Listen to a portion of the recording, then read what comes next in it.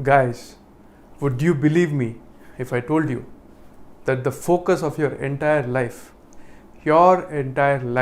changes every 18 months because of the transit of Rahu and Ketu in your horoscope? It's unbelievable, right? But I'm telling you the truth.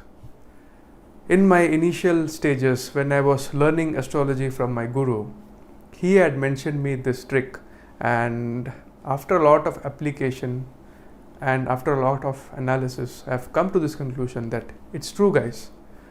The focus of our life, not just me and you, but everybody around us, it changes every 18 months because of the transit of the planet Rahu and Ketu, and I'm going to prove it.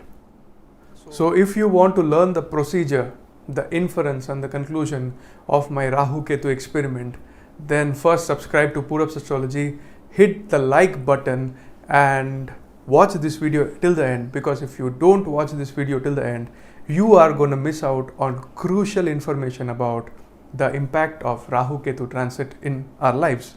So hey guys, what's up? I hope you guys are doing great and I welcome you back to Purab's Astrology. Let's get started and find out how the focus of our entire life, the reality of our life, changes every 18 months because of the transit of Rahu and Ketu. Right. Let me first start with the fundamentals. What is a transit? Right. We all are born in different ascendant. For example, I am an Aries ascendant. In similar manner, you might be a Leo ascendant, a Taurus ascendant, an Aquarius ascendant, a Pisces ascendant. When I'm an Aries ascendant, the first zodiac sign is Aries. When you are a Pisces ascendant, the first zodiac sign is Pisces. And when you are a Leo ascendant, the first zodiac sign is Leo, right? So the arrangement of the zodiac sign changes with when you are born in different ascendants. But transits is something which is constant. Jupiter is transiting through Aquarius currently. Saturn is transiting through Capricorn currently. Rahu is transiting through Taurus and Ketu is transiting through Scorpio, right? So transit is constant. Horoscope might change for me and you, right? So for an Aries ascendant, Rahu is transiting through the second house and Ketu is transiting through the 8th house. But for a Taurus ascendant, Rahu is transiting through the first house and Ketu is transiting through the 7th house. Why I am explaining what is transit and the fundamentals about that is that the secret is that whenever a planet changes sign and enters another sign, it actually activates that particular sign. It gives life force into that sign, right? So for example, Rahu is transiting through Cancer sign. Rahu is actually activating and triggering Cancer sign. It is opening the portal of Cancer. So if Cancer is falling in the 4th house for me, then the entire focus of my life will go over vehicles, property, comforts, mother, and things like that, because Cancer is falling in the 4th house for me being an Aries ascendant.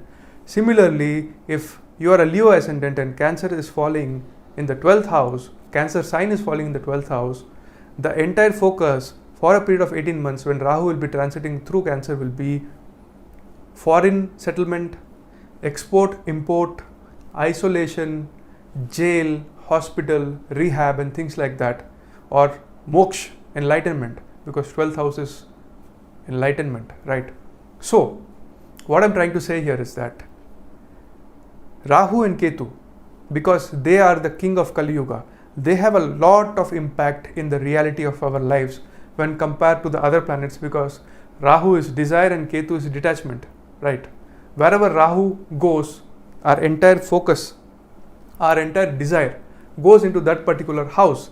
Wherever Ketu goes, it initially triggers that house, but slowly we start developing a disinterest in that particular house. So if you are a Taurus ascendant, for example, Rahu is in your 1st house now and Ketu is in your 7th house now.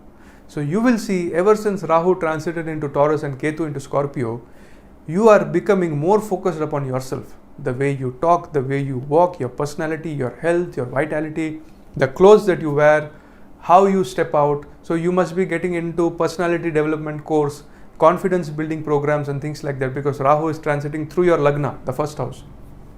And when Rahu transits through your 1st house, Ketu is transiting through the 7th house. right? So your interest in partnership, your interest in business, your interest in meditation, your interest in your life partner, your spouse is not there now for this period of 18 months.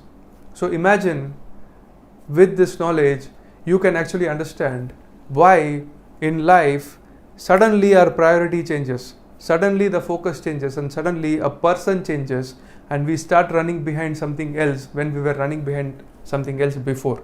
For example, if a person who has a transit of Rahu from the 5th house to the 4th house, now this person would have been very proactive in his love, in his romance, in his stage performance, politics, creativity, acting, things like that.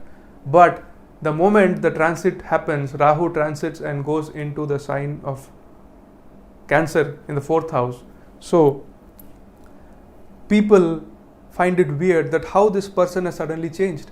He was so much in love with me, he was bringing me roses, and he was giving me all the rosy cozy warm and cuddling feelings, and suddenly he says that I want to build a house now, I want to get comfortable now, I want to buy a car, I want to buy a bike, I want to buy a piece of land and things like that.